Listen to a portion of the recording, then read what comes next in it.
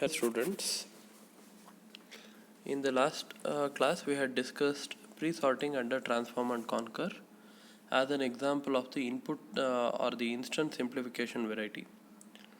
Continuing with the discussion, today we discuss balanced search trees. So what we are going to cover in this session is we are first going to discuss one of the common operations in computing, which is searching, followed by the discussion of a data structure called as a binary search tree, and then variations over binary search trees, which are optimal binary search trees, which are also called as balanced search trees. There are several balanced search trees, but as part of a curriculum you will be discussing a special balanced search tree called as an AVL tree.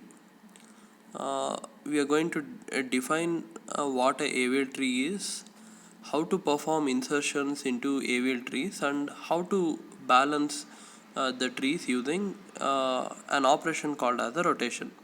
So this is the overview of the class. So first let's look into searching. So searching and sorting are the most common executed programming tasks in computing. So coming to searching, if the kind of the data structure that we are going to choose determines the efficiency of searching. So normally we use arrays or linear lists to store elements, and here we require in the worst case n comparisons to search for a particular key element. This n comparisons, the upper bound n, can be reduced to log n if the contents of the array or the list is ordered.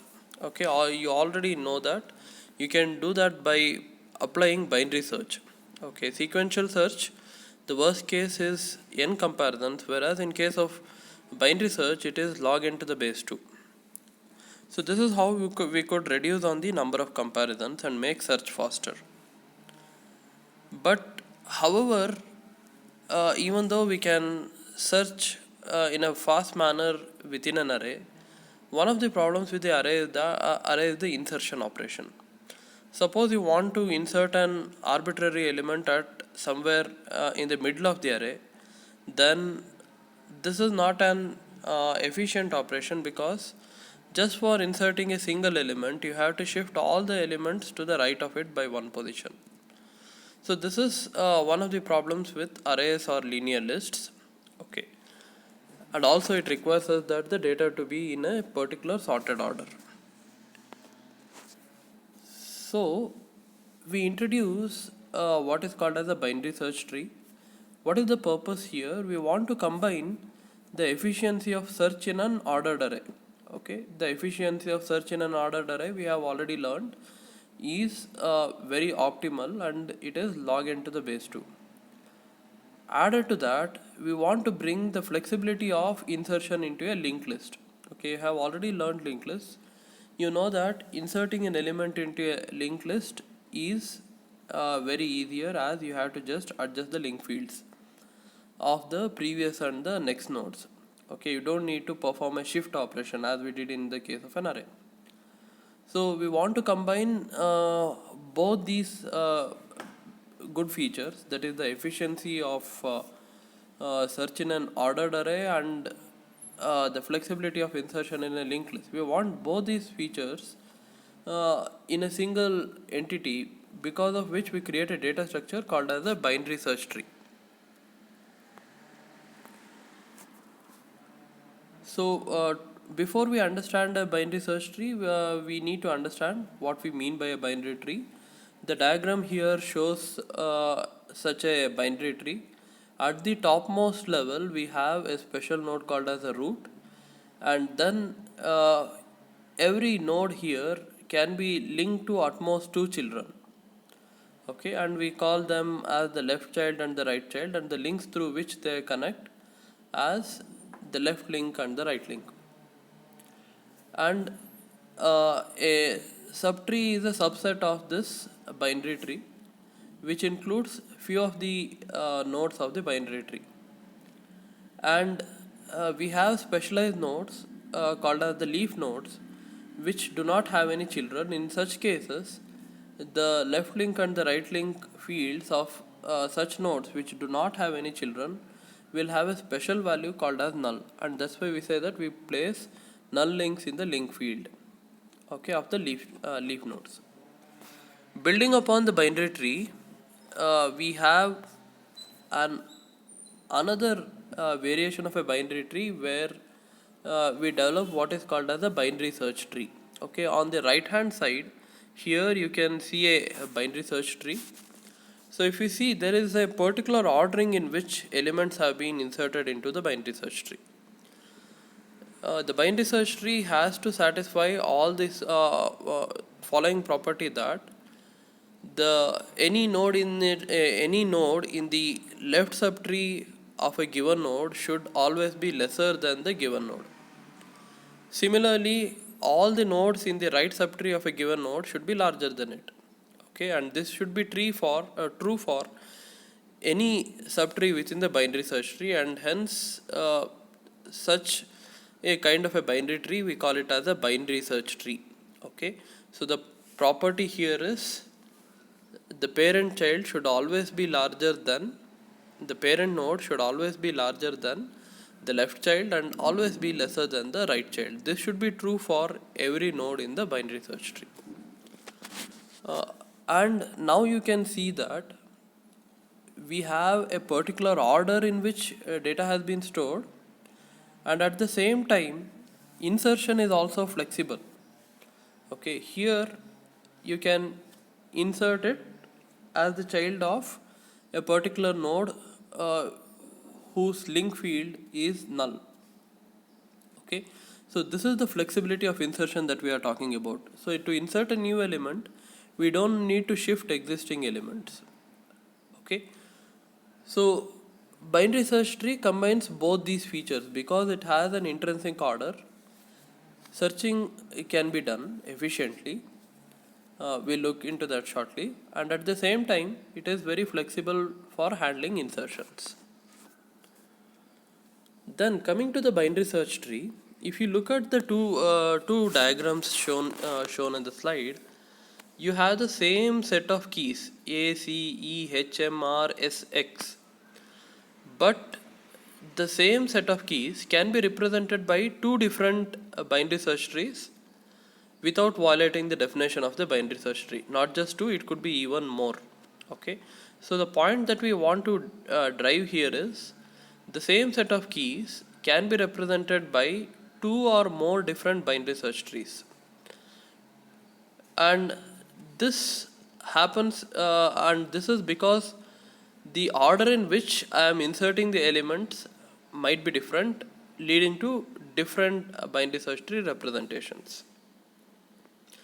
In the first diagram on the left, you see that the element S has been inserted first, whereas in case of the second diagram, the insertion starts with the element E, and so on. And that's why we have two different binary search trees representing the same set of keys.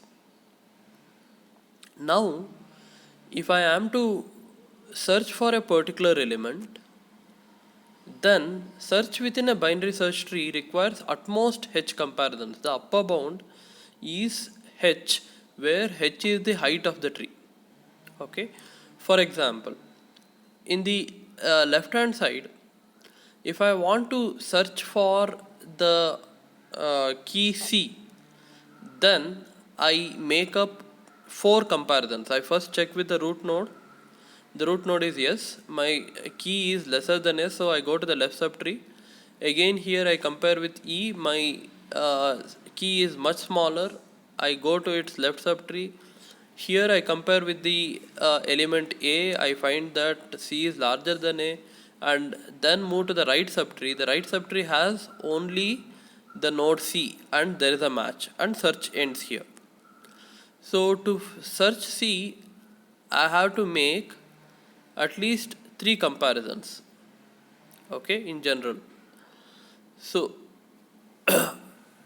and to search for M, I need to make 1, 2, 3, 4, 5 comparisons. Okay, so any other element in this graph requires lesser than 5 comparisons.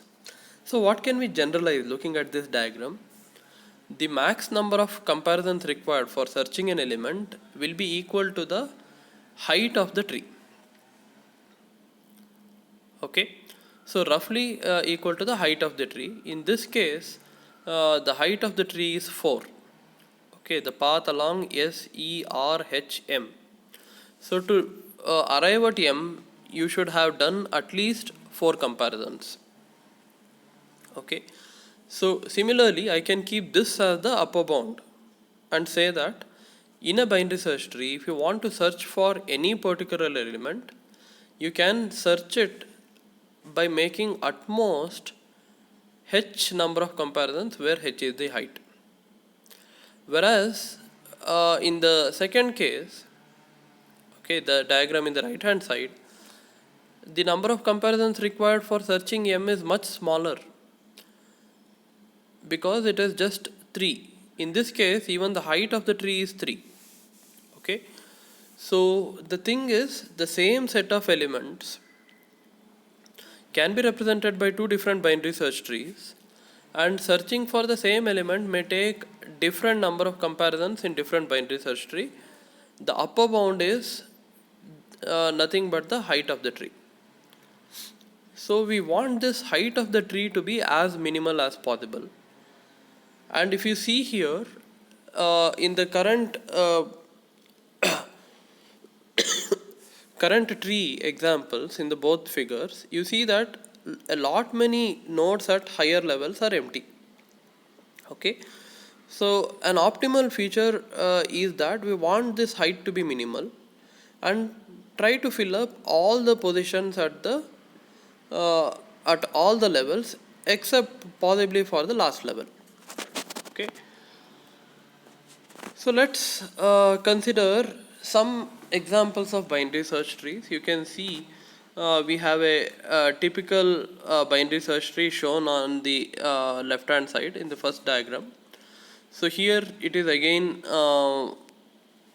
one specific case. You see that all the trees, binary search trees shown in the diagram, have the same set of elements. Okay, so same set of keys, but they take different forms. So if I look at each of these trees, then the number of comparisons required to search for a particular element is not the same. Okay, say for example, I am searching for X. In the typical case, in a sample case, the number of comparisons required would be possibly 2 comparisons. You would compare with S and then compare with X. Okay, whereas in the worst case, okay, the example that you see here is a binary search tree, which is also called as a skewed binary search tree. Okay, if you insert elements in ascending order, then the elements will be inserted as the right childs and it keeps continuing. In this case, searching degenerates to n. Okay, this is the worst case input. If the keys are arranged in the form of a complete or a almost complete binary search tree, okay, so we know that in an almost complete binary search tree, maybe some nodes in the last level may be missing. If you have arranged our binary search tree in this particular form, then it yields the best case wherein the number of comparisons required is log n to the base 2, where n is the total number of elements in the tree. Okay, in the worst case, as you can see, if I want to compare X, I should compare it with A, C, E, H, R, S, X. I have to compare all elements, and that's why we say that the number of comparisons is n. In the typical case, it is some value in between this n and log n to the base 2. Okay, so the idea here is, how do we make search faster in BST? So we would want our trees to be in the form of that best case. Okay, so to have this, we introduce the concept of what is called as a balanced search tree. So if we have to reduce the number of comparisons and make the search optimal, we should make sure that the BST is of logarithmic height, not linear height. Okay, so if a binary search tree has n elements, the height of the tree should be log n and not n. Okay, if we try to create such a tree, then the search will be optimal. It would require lesser comparisons. So to achieve this, we are going to use instant simplification variation of transform and conquer. Okay, so if you try to remember, instant simplification is trying to convert one instance of the problem to another simpler instance of the same problem, so that the problem can be solved. That is what we mean by instant simplification. So we convert one balanced search tree into another form such that the search is efficient. So whenever we have an unbalanced binary search tree, we will be shortly defining the concept of balance. Okay, how to determine the balance of a binary search tree. But for the time being, if you have an unbalanced binary search tree, then it can be converted into a balanced search tree by applying certain operations called as rotations. And such trees which balance themselves are called as self-balancing trees. One of the good examples of self-balancing tree is the AVL tree. So this AVL tree is first a binary search tree, but it also enforces or imposes a restriction.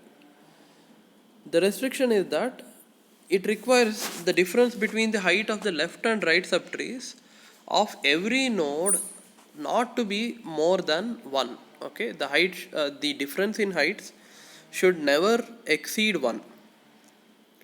Okay, so either the difference in heights could be 0 or plus or minus 1, but it should never exceed 1. Okay, it should not be 2 or minus 2 or anything larger.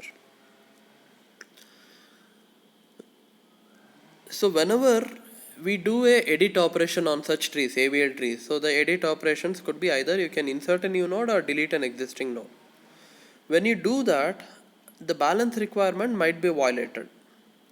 In such a case, the tree is again reconstructed or restructured by using some special family of transformations which we call as rotations. Okay, by performing rotations, we are going to restore the balance required. Okay, so the tree is in a balanced state. So far we have said that the tree should be in a balanced state. So let's try to define the concept of an AVL tree. Okay, before the definition, just a bit of history. It was invented in 1962 by two Russian scientists, Adelson Velsky and E.M. Landis, and that's why the name AVL.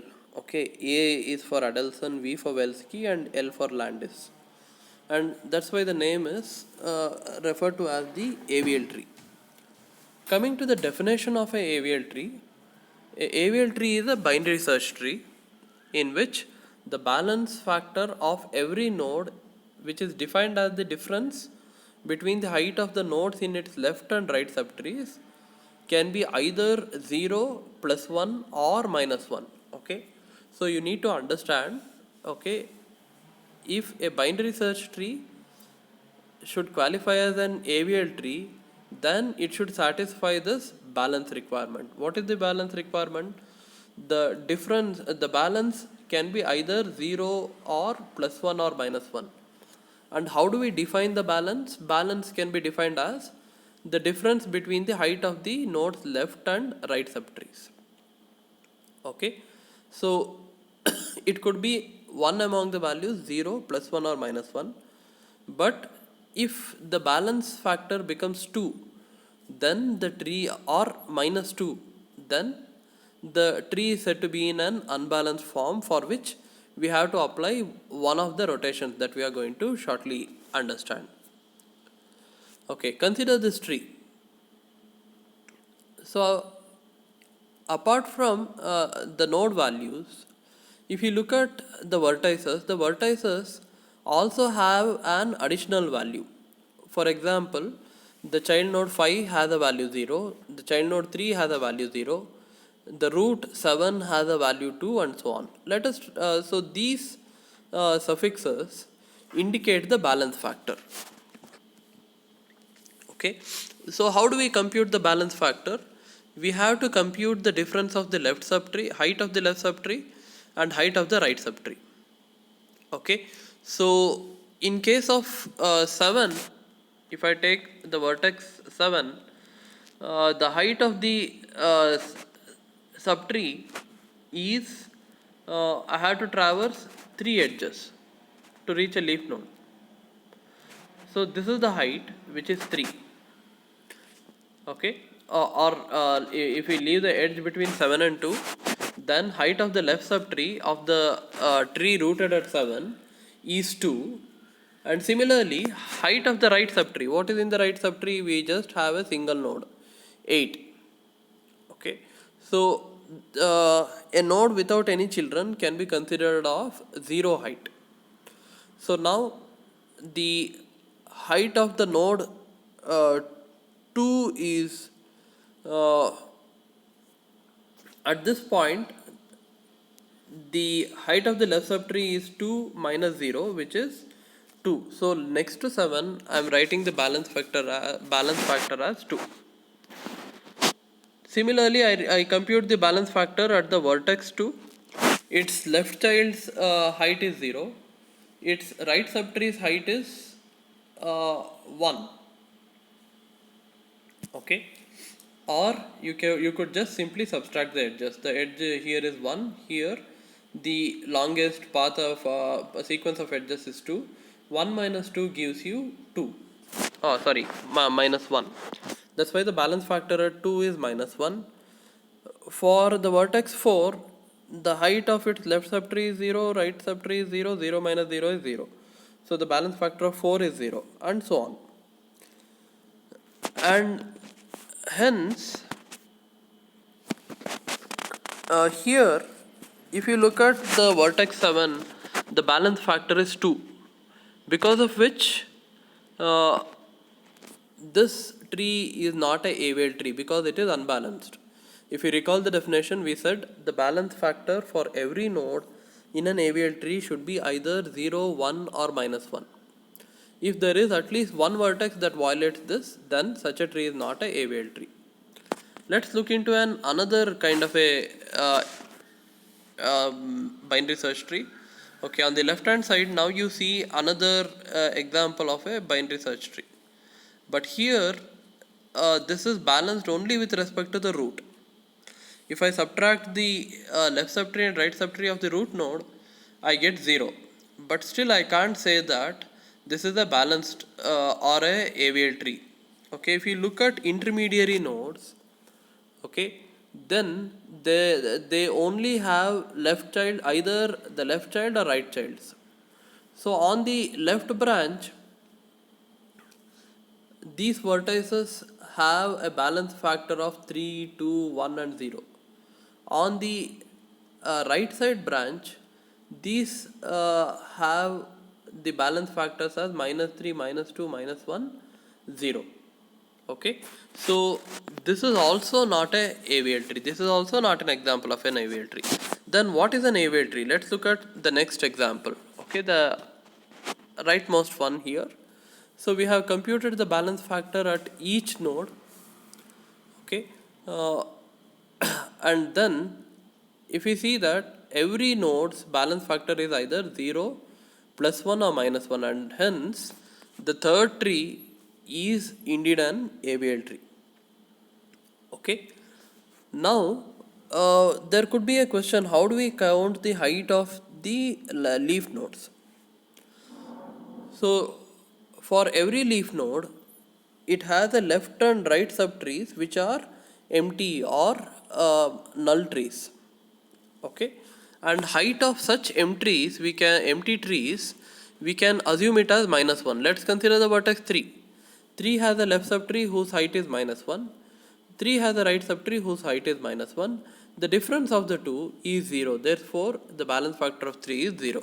Okay. So the thing that you have to understand is height of the empty tree is defined as -1. Height of a tree with a single node is defined as 0. Okay. So these are some things that you need to understand. Now we have understood that in a AVL tree, every node's balance factor should be either 0, +1 or -1. Okay. So next we look at rotations. So whenever we insert a new node into an AVL tree, okay, that new node could result in the balance being lost. In such cases, we transform the tree by performing operations called as rotations.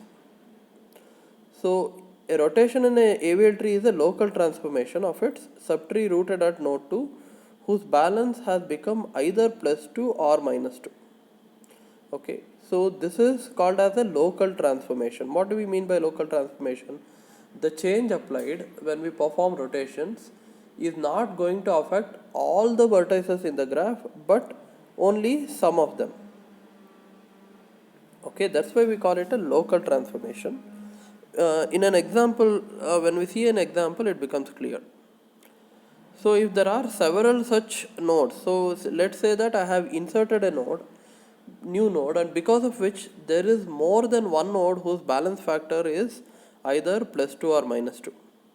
Now comes the question as if I have more than one unbalanced node, where do I start with the balancing operation? Okay, we should start with the node that is closest to the newly inserted leaf.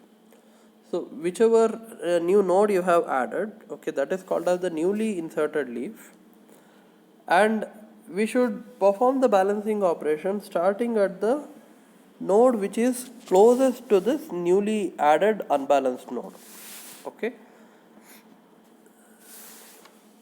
So to perform these balancing operations, AVL tree makes use of a mechanism called as rotations. So there are actually 4 types of rotations, and that too within them 2 rotations are mirror images of the other 2. Okay, which we'll shortly learn. So first kind of a rotation is a single right rotation, which is also referred to as an R rotation. Similarly, we have a single left rotation or a L rotation. Double left right rotation is called as LR rotation. You apply a left rotation and then a right rotation. Another possibility could be a right left rotation, where you first perform a right rotation and then perform a left rotation. So let us try to understand how to perform these rotation operations. So first we will discuss one rotation at a time. So R rotation, first one, right rotation or R rotation. So this rotation is performed after a new key is inserted into the left subtree of a left child of a tree whose root had the balance of +1 before the insertion. So now consider the tree on the left hand side. You see that it has 3 nodes, 1, 2 and 3.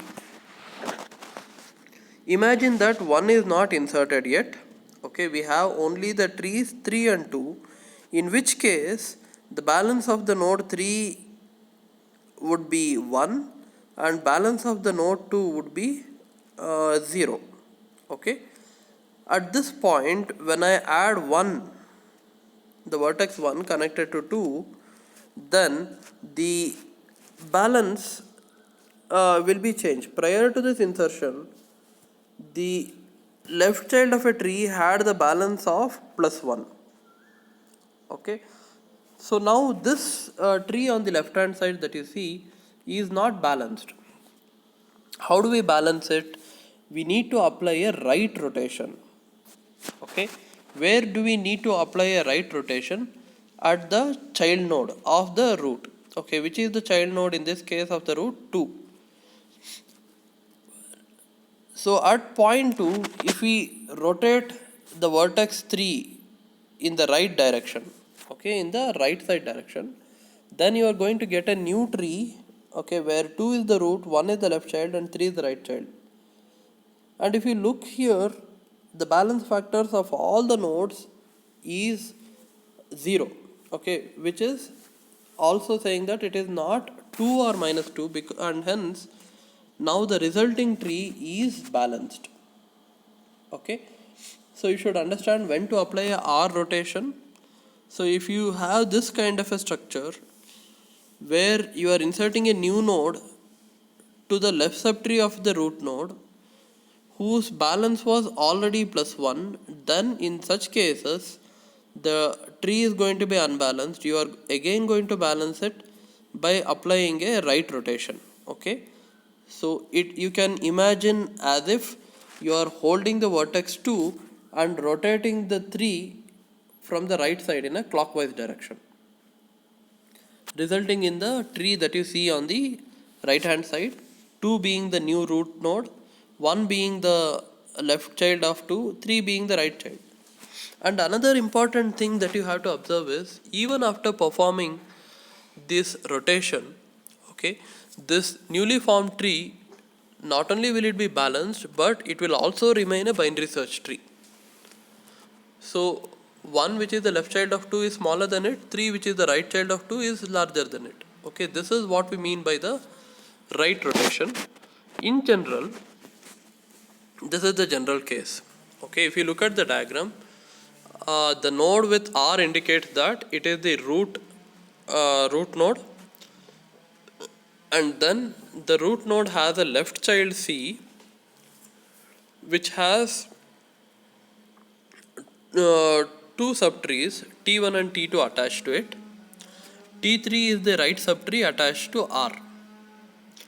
And if I insert a new node as the child of T1, then the balance the balancing will not be maintained. It creates an imbalance where the balance factor becomes 2, at which point at the root node. So in such case, we have to apply the R rotation. Before we apply the R rotation, you should understand, because the contents of the subtree T2 is to the left of C, all the elements in T2 are greater than C. But at the same time, because it is in the left subtree of R, contents of T2 should be lesser than R. So here we hold the child node and rotate R. We retain T3 to be the child of R, and T2 we now make it as the left child of R. Contents of T2 are larger than C but lesser than R. So therefore T2 is made as the left child of the old root node. Okay, the resulting graph you are seeing it on the right hand side. The operation is make R the right child of C, make R the right child of C. Okay, R was initially root. Now this root node is made as the right child of C, and T2, which was earlier a right child for C, should be made as the left child for R. This way, R rotation can be applied to maintain the balance. So let's look at an example here. Consider an AVL tree shown in the first diagram having the element 6 as the root, 5 as its left child, 3 as the left child of 5, and 8. Let's say I want to insert 2 into it. Okay, so into a binary search tree, whenever we try to insert, we start the comparisons with the root node. 2 is smaller than 6, so it goes to the left branch. We visit 5. 5 is 2 is again still smaller than 5, so go to its left branch. 3 is much smaller than 2, so insert 2 as the left child of 3. Okay, that is what we have shown in the second diagram in the center. But when I inserted the element 2, the balance of the tree is lost. If we recalculate the balance values at each node, you will see that 5 and 6 have a balance factor 2, which is not allowed in a AVL tree. So this is a typical case of R rotation. So what you have to do is, you have to rotate 5 and make it the right child. Okay, so that makes you 2 3 5, and now after the rotation has been applied, you will see that the balance factors of each node is either 0 or 1. Okay, this is how we apply the right rotation. In the next video we will discuss the remaining rotations.